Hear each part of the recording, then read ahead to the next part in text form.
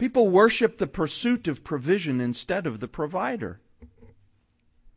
I work in a large corporation for my tent-making job, like the prophet Saul of Tarsus was a tent maker so that he could go preach in Corinth and in other places.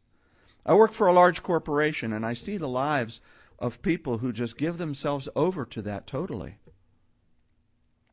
God has been really gracious to me, and I'm there, and He puts me in the right place, the right time, puts the right words in my mouth, and I turn around, and they're giving me more responsibility, and I get favor in the eyes of my boss, and other people around are like, so how did you get there? Because that's their whole focus. That's where they're trying to go.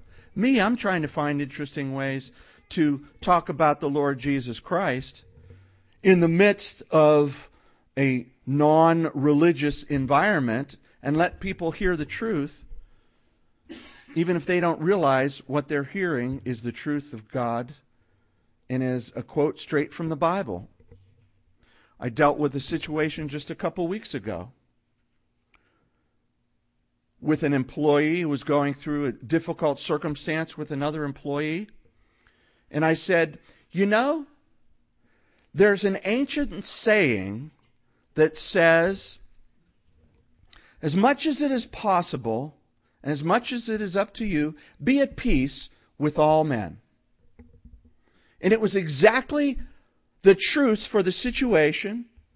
The person received it, acted upon it, and God is going to implant that in their brain, and the day will come when someone will say, oh, do you know what ancient saying that is? Well, that's from the New Testament. That's from the Bible. Right? Don't be afraid to declare the truth everywhere you are. If you, like me, are in a situation where I could end up being fired for religious, discrimination or something by talking to people about the Bible and thereby somehow forcing them to become Christians, hey, just tell them it's an ancient proverb. It is. It's true. You haven't lied. I've even gone as far as to say, well, there was an ancient rabbi named Saul who said, and every so often, if it's with more than one person, there's someone there who knows, and they just kind of get this little smirk and this little gleam in their eye. I know what you're doing.